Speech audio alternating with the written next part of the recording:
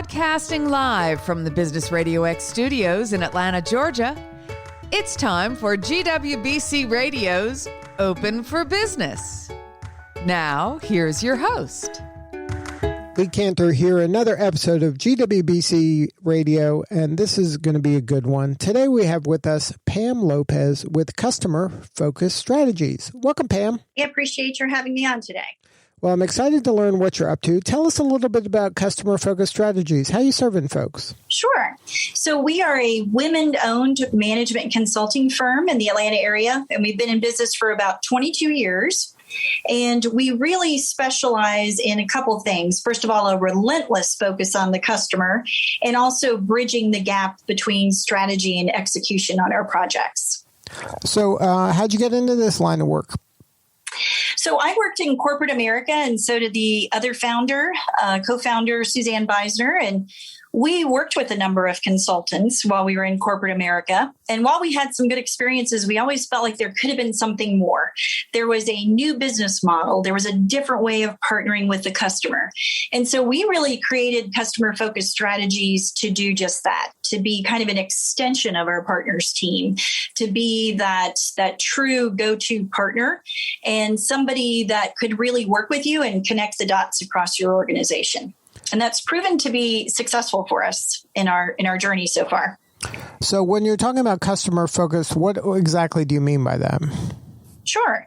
So we work in about 5 different areas, and that's where we specialize. So there are projects in product management, anything to do with sales and sales advancement, marketing, anything to do with that. And a lot of that's digital marketing these days. And then customer service. So that could be both the strategies or the operational execution of that. And then training. So we don't do all training, but we do training as it relates to those other 4 core disciplines. And in each of those, we try to think of the customer in 3 different ways. They're always at the center of what we do.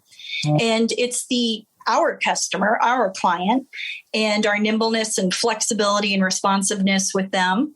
It's our clients' internal customers, and then it's also our clients' end customers. So we try to bring the voice of all of that together in a project, and it really forms the foundation for everything we do.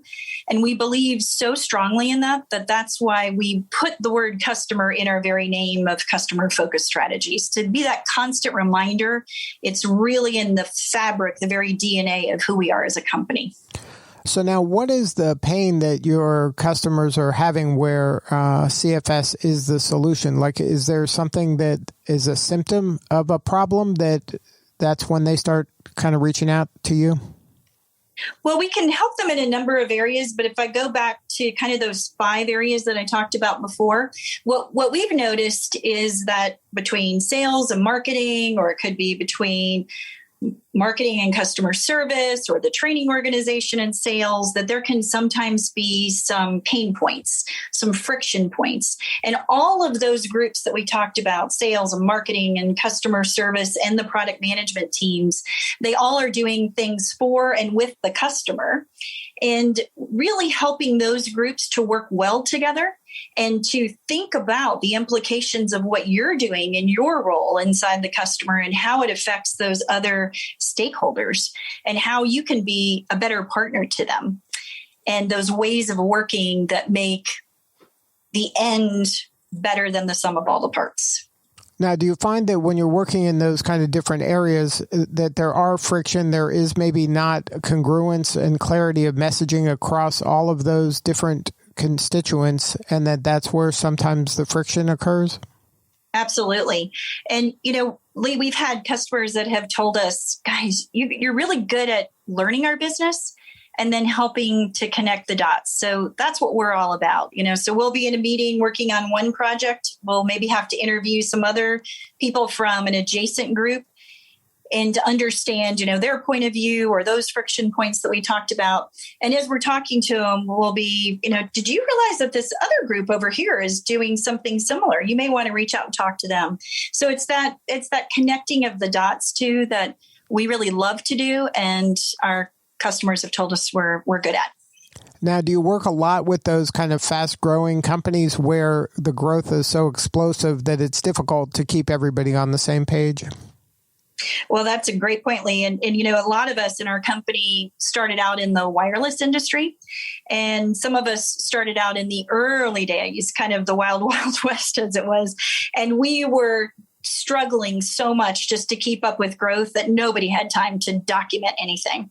So we work with clients of all different sizes. We tend to work with a lot of medium-sized companies and larger-sized companies, even some of the Fortune 100 and Global 500. But we find that some of the same principles carry across that, and we can work in organizations where they're very established, almost too much so, and we have to kind of teach them how to be more nimble and flexible and provide that reminder. And then we also can work in those startups or those really high growth areas where, we might go in to do discovery on a project and we have a list of 25 things we'd like to see. And they say, yep, that'd be great. That's part of why we need you here, though, because we don't have any of that documented. So that's what makes it exciting, is that we're constantly working with different types of customers, and they're at different stages in their own journeys. Now, do you ever work with like private equity firms or VCs to help when they're doing a merger acquisition? We haven't done a lot of that to date. We do think that's something that because of kind of our holistic approach that we take and the unique kind of cross-functional backgrounds that so many in our team have, and just our years of experience, that we really can be helpful. And we have consulted with friends of ours that are, in that industry and have clients that they're working with or startups that they're working with. But we tend to work a little bit more with the customers themselves. So now what has happened, like in your career, maybe when you were younger, that kind of made you gravitate to this customer philosophy and to focus like a laser beam around the customer experience and how the customer feels and thinks and behaves? Yeah, I wish I could say it was all part of a grand plan, but it's really looking back and realizing the unique things that you have in your own personal background. And so I started out my career actually working in sales for Xerox, which Xerox and IBM were two of the best companies back then for really giving you a great sales foundation. And then I migrated into positions of responsibility in marketing, and I was ultimately VP of marketing in a wireless company.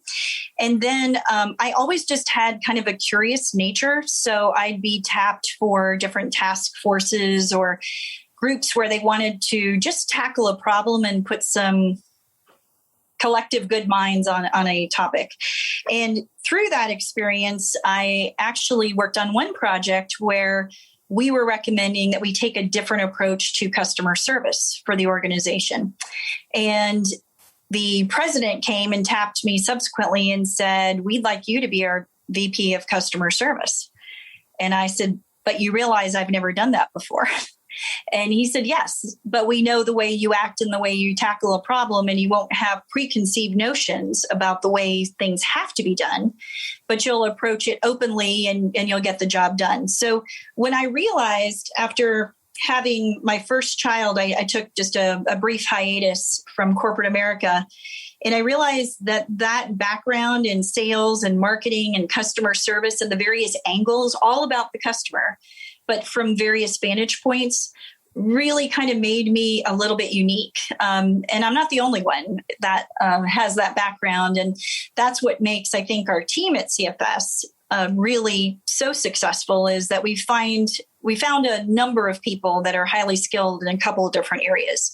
So we can start a project that might be about strategy, but we can carry all the way through implementation and execution. And it's, in our experience, kind of rare to find individuals within a consulting team that have the desire and the skill set to go across all of that, and also to work in various different functional organizations within the company. So now, is there any low-hanging fruit for people that are out there that want to just do better in this area? Are there some things that you say, why aren't they just doing this or taking care of this? This is like right in front of their face. Yeah, I think it's really about what I said before in terms of the customer and really thinking through constantly those three elements of the customer: your client, their other internal partners and customers, and then ultimately the most important customer, their end customer. And it's surprising to me that more people don't bring kind of that voice and put all that together for the client. And so I think that's a real opportunity for all of us to get better at constantly. Now, is there any kind of work you've done that you can share? You don't have to name their name, but you were kind of proud of or was rewarding in the sense that you helped maybe shore up an area of weakness and made a strength, or you helped a customer or client get to the next level? Yeah, I think one of the things I love doing is working with very established companies, maybe companies that haven't had to be as concerned about growth in the past and looking for new ways to generate revenue. And so it's helping them with the concepts of how could we bring on some additional revenue streams. It's helping them think through, gosh, this party has come into our industry. Should I be worried about them? And help them think through, well, yes, you should because of X, Y, and Z. Generally, that's the answer versus, no, don't be worried about them because there's so much disruption, that's going on today. And then helping them think through the products that would be associated with some of those new revenue streams. And then doing the very hard work of vetting the product, developing the product, implementing the product, and then doing the lifecycle management after that. So those are some of the things we've done across a number of clients, and I still get very excited and passionate about every day. Now, are there certain niches that you serve more than others? Like, do you have some specialties or more deep knowledge of certain industries? Yeah, we do. And it's kind of a hybrid because we started out in telecommunications, great experience in wireless, and we've been in it since the 2G days. And now, of course, we're in the 5G, and some of our customers are already thinking through 6G. We also got into the utility industry a couple of years ago because we realized there were some real parallels between the telecommunications industry and utilities. And there were some things that utilities could learn from some of the experiences that telecommunications had, but yet they still are both in, somewhat regulated, in some cases, very regulated environments. So we got into utilities. And then we've also been really fortunate that our customers have taken us with them into other industries and other companies. So we might work with one of them at a wireless carrier and they go to work for somebody in the software space, for example, or into transportation and logistics, or into high tech. And most recently, we have ventured into the healthcare space, which is, a new space with lots of challenges, but it's been very exciting. So those are some of the ones I mentioned are kind of the main industries that we've played in to date. So now what was the reason you decided to kind of become a member of GWBC and become a woman certified business? So that's actually a very interesting story. So my business partner and I, when we first started collaborating 24 years ago, we each had our own separate consulting firms. And we decided after a short period that we needed to create a new entity that we would market under and do all our business under. And that was Customer Focused Strategies. But Customer Focused Strategies is actually owned by our two original companies. And so we had thought about becoming a woman-owned certified company over the years, but it was kind of daunting because we really felt like to do this right, we needed to do all three entities. So it would be very, very clear that it was all women-owned, women-led. And so we did that in the end of 2015. We actually got our first certification. And we felt like it was really important if we were going to do that and make that commitment and you need to recertify every year. So it's an ongoing commitment, but we found it to be really worth it. But if you're going to do it, you really need to practice some of the things that Roz Lewis continually reminds us all of. And that is, you do need to participate. You need to show up to grow up in these events and opportunities. And it's also, I constantly remind myself now, because of some of that counsel, that you've also got to step back and work on your business, not just in your business every day, because it's very tempting and you can stay very busy just working in your business. And so those are some of the things I've really appreciated, as well as the, sometimes in corporate America, over the decades, you haven't always felt like maybe other people were there to support you and lift you up. And sometimes you were competing for some of the same positions, but I have not found that to be the case in WeBank or GWBC. It's a very supportive, teaming environment where people are willing to share and willing to support one another. And not only is it very supportive and collaborative, there's also opportunities to get opportunities, right? You can really leverage this certification to grow your practice. Yes. And I think every year, Lee, that's become, I can only speak for the last 5 or so years, but every year I've been involved, that becomes more important. And I think companies are really trying to make sure that they do a better job of being more inclusive to some of these diverse types of suppliers. And so there, it's really important too that you get to know some of what they call the corporates, the corporations that have these supplier diversity programs. And it's not just good enough to become involved in WeBank or GWBC. You've got to become involved with these supplier diversity individuals. And we've seen already, just in our 5 years, that when you go into that space, you tend to stay in that space. So many of these individuals will go run supplier diversity for another company, and you've got another opportunity there. So it's really important to find out what's important to them and to work with them and to let them get to know you.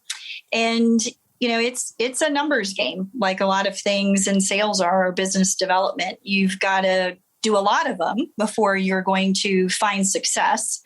And it's really a long game. If you expect that things are going to happen in the first, 90 days or the first 12 months, you might get real fortunate and have something come your way. But generally, this is more of a long-term investment that you're going to make. But we have found that, it has paid off.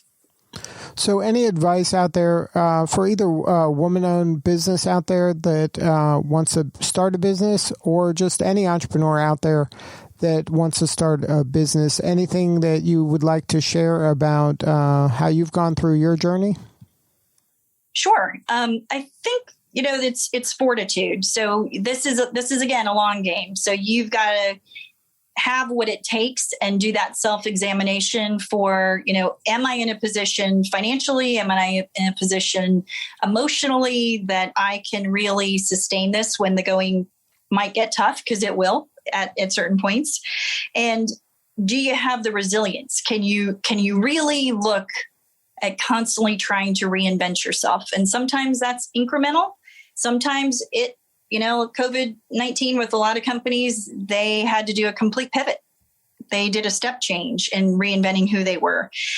And then the other thing I think is, this is not a one-person operation. This is in a company. It's made up of team members, and surrounding yourself with great people who are stronger and better than you are.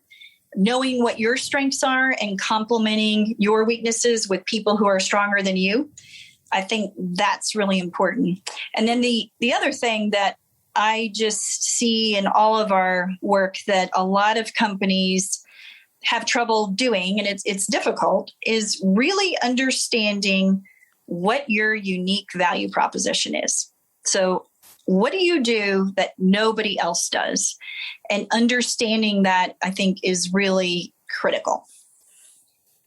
And for you, the thing that helps you stand out, what would you say is your kind of unique secret sauce? Sure. I think it's that relentless focus on the customer that we've talked about. And I think it's being that true partner that can help you in a number of aspects in your business once we get to know you. And I think it's also that bridging the gap between thinking through strategy with you and doing the details of implementation. So we never want to be where we help you produce a strategy that sits on a shelf or is in a cloud somewhere. We like to live the implementation of that and be your partner on that journey. Good stuff. Well, congratulations on all the success, Pam. Well, thank you so much and really appreciate the opportunity. Now, if somebody wants to learn more, have a more substantive conversation with you or somebody on your team, what's the website? Sure. It's customer focused ED strategies, IES. So customerfocusedstrategies.com. And there is a link there for more info and you'll be directed to either Suzanne or myself immediately. Well, thank you for sharing your story today. You're doing important work and we appreciate you. Well, thank you so much. Have a wonderful day and thanks for the opportunity, Lee. All right. This is Lee Cantor. We will see you all next time on GWBC Open for Business.